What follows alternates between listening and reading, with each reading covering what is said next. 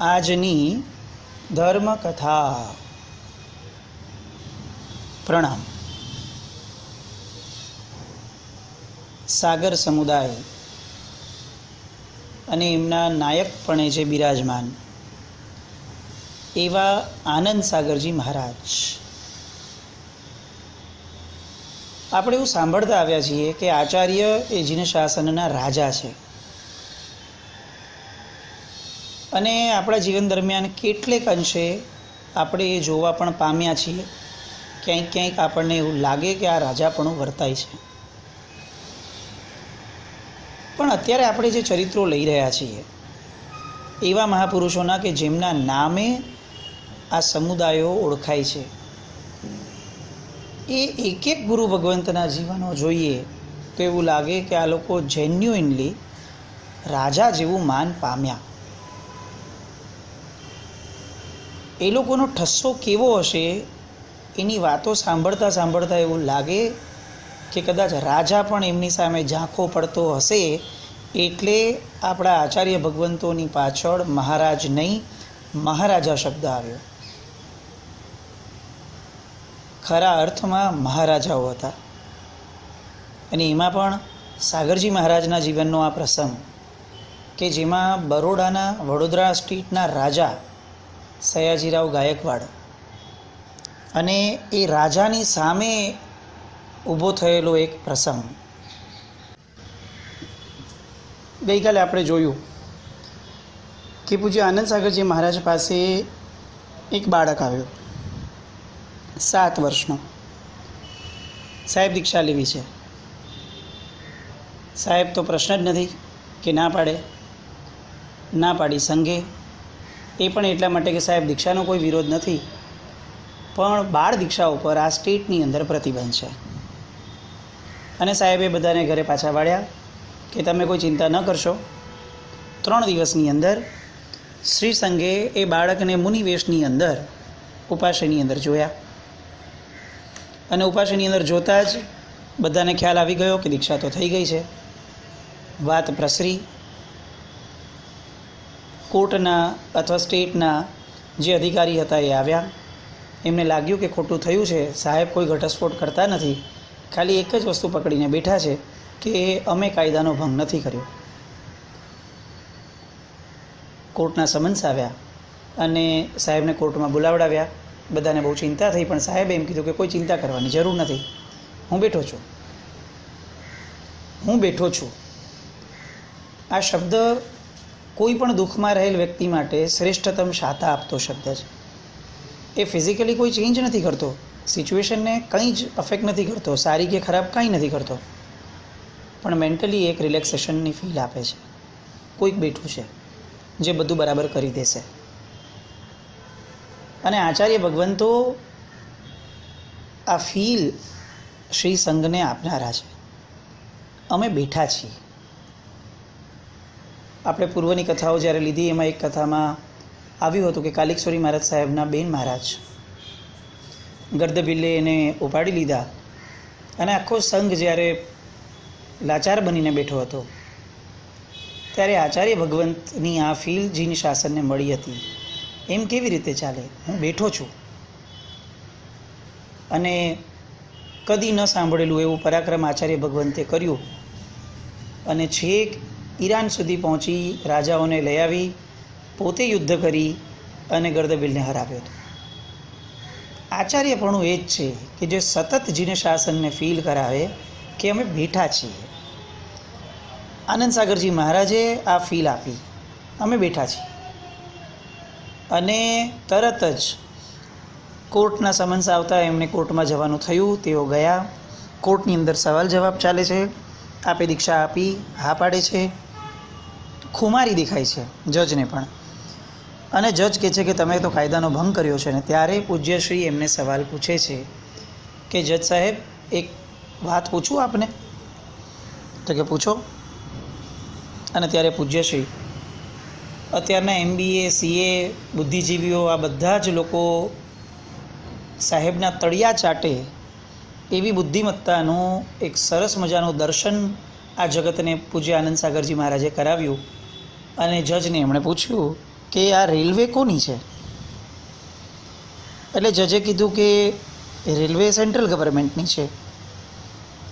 તો કે બે પાટા જે બિછાવે છે એ કોના? તો કે એ સ્ટેટ ગવર્મેન્ટના ખર્ચામાં આવે, એટલે એની ઉપર અધિકાર સ્ટેટ ગવર્મેન્ટનો છે. આ બે પાટા હોય એની વચ્ચે જે જગ્યા છે એ જગ્યાની માલિકી કોની? તો કે ના, એ સેન્ટ્રલ ગવર્મેન્ટની માલિકી કહેવાય. કારણ કે રેલવેનું ટોટલ જે સંચાલન છે એ આખું ને આખું સેન્ટ્રલ ગવર્મેન્ટ હસ્તક હોય, એટલે રેલવેનો જેટલો ભાગ એ સ્ટેટના અંડરમાં ન આવે. અને સાહેબે બહુ પ્રેમથી એમને કીધું કે તો પછી અમે કોઈ કાયદાનો ભંગ નથી કર્યો, કારણ કે સેન્ટ્રલ ગવર્મેન્ટની જગ્યાની અંદર દીક્ષા આપી અને સેન્ટ્રલ ગવર્મેન્ટનો બાળ દીક્ષા પ્રતિબંધનો કોઈ કાયદો નથી. આ કાયદો સ્ટેટ ગવર્મેન્ટનો છે. પણ મેં આ બાળકને દીક્ષા બે ટ્રેકની વચ્ચે આપી છે. જે જગ્યા આ સ્ટેટની ન હતી એ સેન્ટ્રલ ગવર્મેન્ટની હતી. એટલે જ ક્યારનો હું કહું છું કે મેં કોઈ તમારા રાજ્યના કાયદાનો ભંગ કર્યો નથી. કેવું લાગે? આફરીન પોકારી જવાનું મન થાય કે આવું સૂઝ્યું પણ ક્યાંથી હશે? આ જગ્યા કોની? એની માલિકી કોની?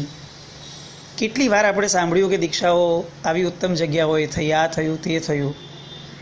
જીવનમાં કદાચ પહેલી વાર આવું સાંભળવાનું મળે, ને કદાચ હું ન ભૂલતો હોઉં તો છેલ્લી વાર આવું થયું હશે કે ક્યાંય એવું સાંભળવા મળ્યું કે રેલવેના પાટાની વચ્ચે દીક્ષા થઈ. કેમ થઈ? કારણ કે આ સ્ટેટની અંદર દીક્ષા અલાઉ નથી, અને આ સ્ટેટની બહાર જઈને દીક્ષા આપવામાં સમય લાગે. આ બાળકને વૈરાગ્ય થયો છે, એના પિતાની અનુકૂળતા મળી છે. હજી જો એનો સમય કાઢીએ તો આપણે આચાર્ય શું કામના? આનંદ સાગર મહારાજ, આપણને એવું લાગે કે આ કમાલ વ્યક્તિત્વ ઉપર ઓવારી જઈએ એટલા ઓછા. આવી શાર્પ માઇન્ડની જે એમની અસ્તિત્વની ધારા હતી એની આજે એક્સ્ટ્રીમની જરૂરત આપણને લાગે છે. સરકાર જ્યારે કાયદાની આટીગોટીઓમાં જીન શાસનને કે ધર્મ સંસ્થાઓને બરોબરની સાણસામાં લઈ રહી છે, એવા સમયે આપણને લાગે કે Anand Sagar Maharaj, we are missing you deadly. બહુ આનંદ થાય કે પરમાત્માના શાસનની અંદર આચાર્ય ભગવંતો આગમિક જ્ઞાન લે ત્યાં સુધી તો કશું જ આપણે સમજી શકીએ છીએ બધું જ, કે સાહેબ આગમોદ્ધારક હતા તો આગમના જ્ઞાનમાં સાહેબ માસ્ટર હોય એ સમજી જ શકાય અને એ વ્યવહારિક છે.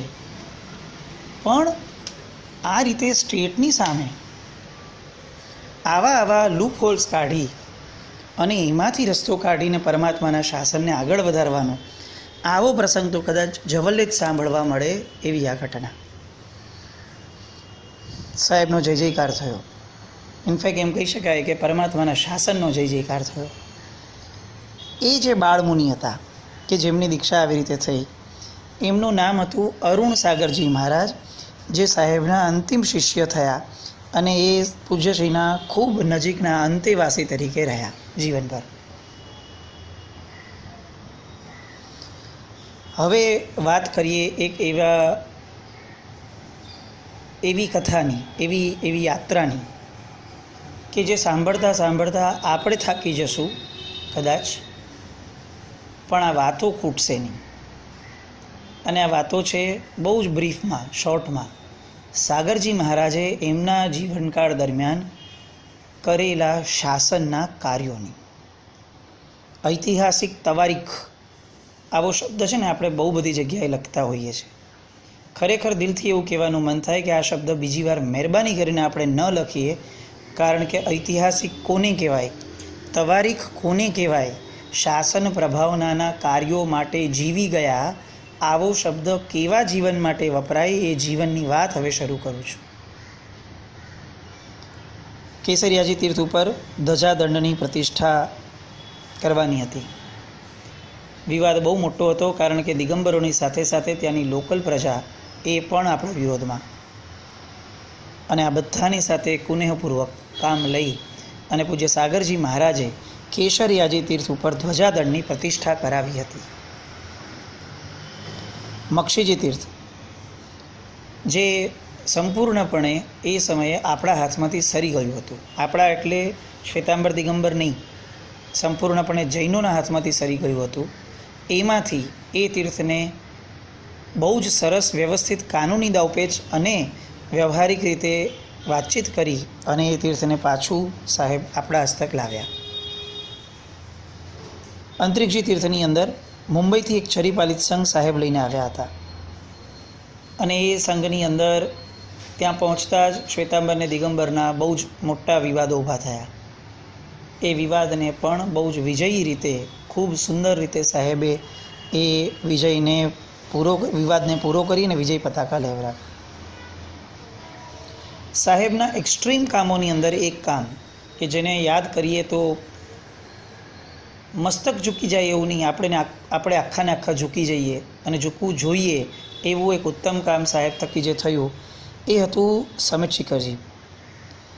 એ સમયે સમિત શિખરજી ઉપર અંગ્રેજો એક પર્યટન સ્થળ વિકસાવવાના હતા અને કેટલાક બંગલાઓ બનાવી અને એ બંગલાઓની અંદર હવા ખાવાનું સ્થળ એ શિખરજી ઉપર એ લોકો બનાવવાનું પ્લાન પણ કર્યું અને જગ્યા પણ લઈ લીધી.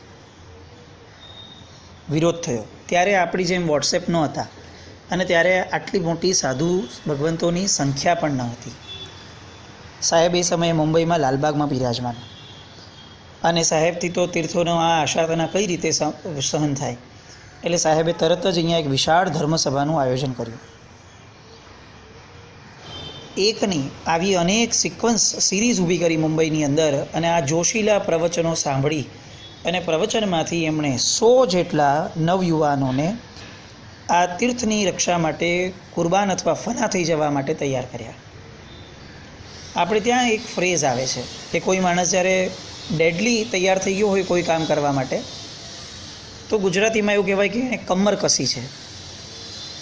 આ ફ્રેઝ આપણે કેટલો સમજ્યા છીએ ખબર નથી, પણ સાગરજી મહારાજે એમના જીવનમાં જે આ યુવાનોને તૈયાર કર્યા તો ત્યારે પ્રેક્ટિકલી એમણે આ ફ્રેઝને જીવંત કરીને બતાવ્યો કે સોનાના કંદોરાથી એ લોકોની કમરને ટાઈટ બાંધાવી જે 100 યુવાનો તૈયાર થયા હતા એને, અને એને એવું કહેવાયું કે આ લોકોએ કમર કસી છે કે હવે આ કામ પૂરું ન થાય ત્યાં સુધી અમે ચૈનથી નહીં બેસીએ.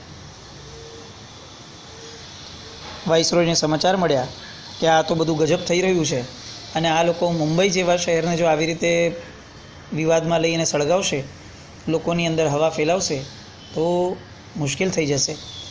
અને એટલે બહુ વાઇસ ડિસિઝન આ વાઇસરોયે લઈ અને આ જે આખો પ્લાન હતો એ પ્લાન એને ઉડાડી દીધો.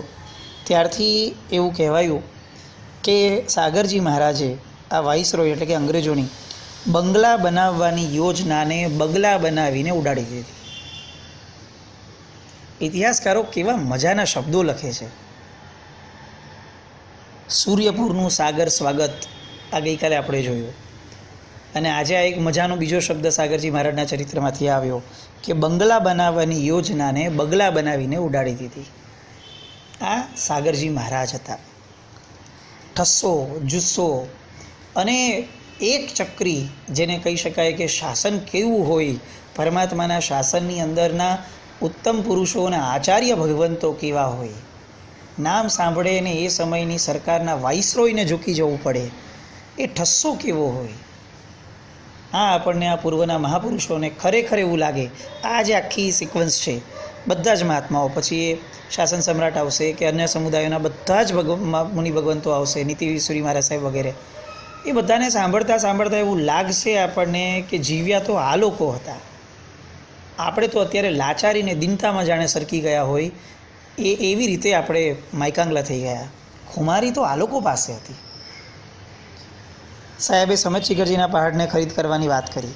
દ્રવ્ય પણ ઘણું બધું એકઠું કરાવડાવ્યું અને પાલંગજના રાજા પાસેથી આણંદજી કલ્યાણજી પેઢી અમદાવાદને એમણે આ પહાડ અપાવી અને ખરીદ પણ કરાવી અને બહુ પ્રોપરલી ચેક કર્યા એમણે બધા દસ્તાવેજ હસ્તગત કરી અને પેઢી હસ્તક એમણે આપ્યું.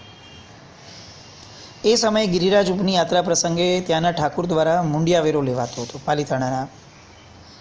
ત્યારે સાહેબે અહીંયાથી જેહાદ જગાવી.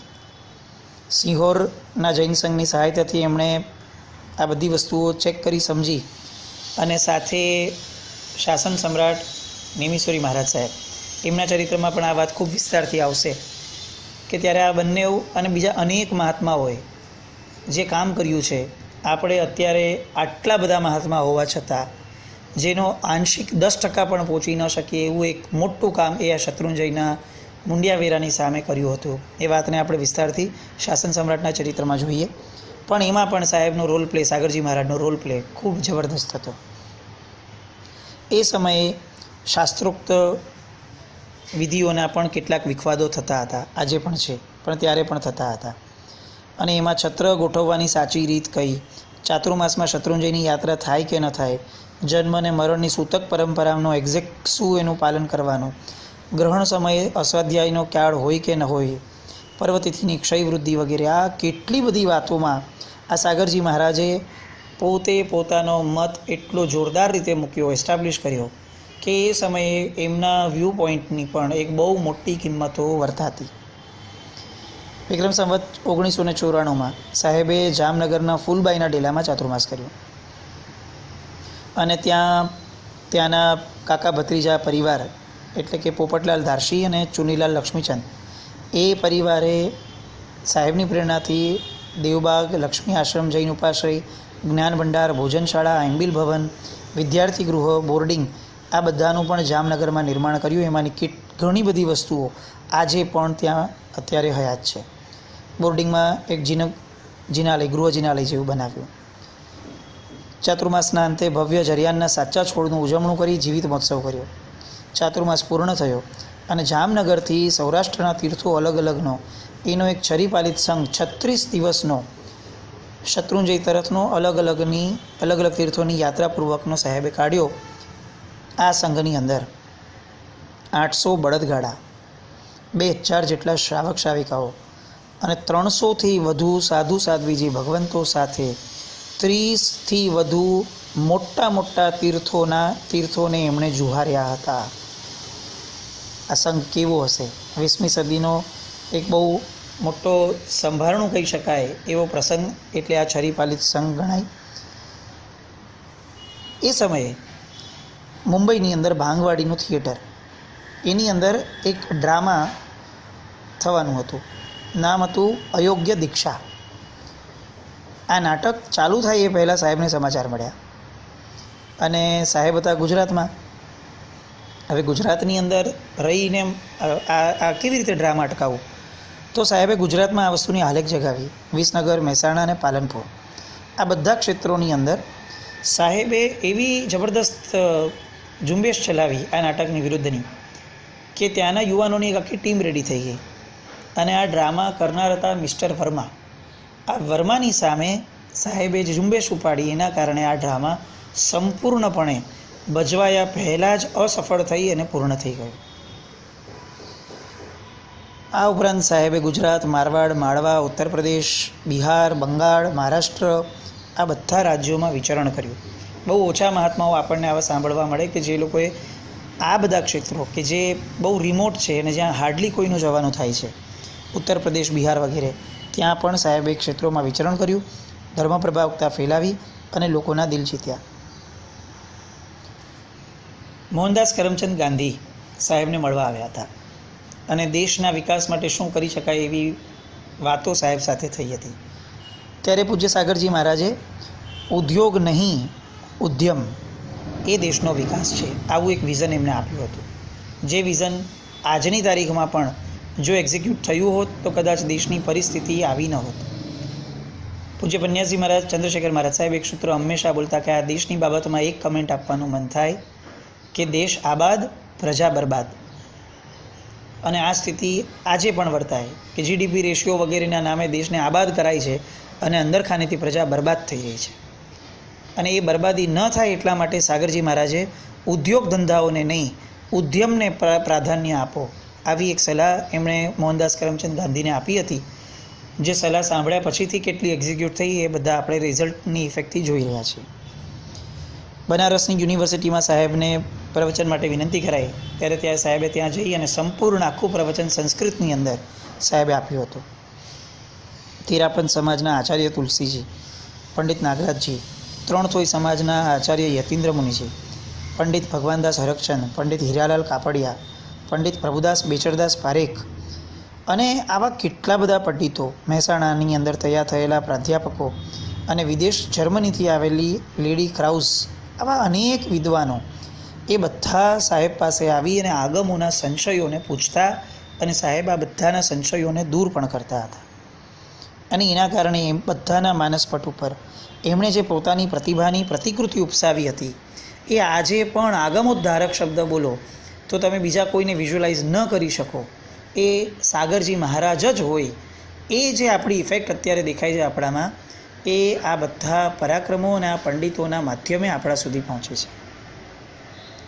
આમ સાહેબે અનેકવિધ એવા કાર્યો કર્યા કે જે કાર્યોની યશોગાથા એકવારમાં પતે એવી નથી. હજી આવતીકાલે સાગરજી મહારાજના કાર્યોની બીજી કેટલીક યશોગાથાઓ એ આપણે જોઈએ અને પછી આ સાગરજી મહારાજને સાષ્ટાંગ દંડવત પ્રણામ માનસિક રીતે કરી અને વિનંતી કરી કે સાહેબ આજે આપે ચોક્કસ દેવલોક ગમન કર્યું અને દેવલોકમાં બિરાજમાન છો જ સાહેબ, અત્યારે સખત જરૂર છે આગમોના નામે જે વિવાદો છે શાસ્ત્રોના નામે, અને એના કરતાં પણ વધારે જે સરકાર સામે લડવાની એક કુનેહપૂર્વકની વ્યૂહરચના જેની આજે સખત તાતી જરૂરત છે, એ માટે સાહેબ આપ જ્યાં છો ત્યાંથી કૃપા વરસાવી અને એમાં આજનું જીન શાસન ખૂબ હરણફાળ વળે એવા આશીર્વાદ આપો એવી વિનંતી કરીએ. આવું કંઈક થાય એવી કામના, મંગલ કામના કરીએ. આવતીકાલે ફરીથી હજી આ ચરિત્રનો અધૂરો ભાગ લઈએ. જીનાજ્ઞા વિરુદ્ધ કંઈ પણ બોલાયું તો મિચ્છામિ દુક્કડમ જૈનમ જયતિ શાસન.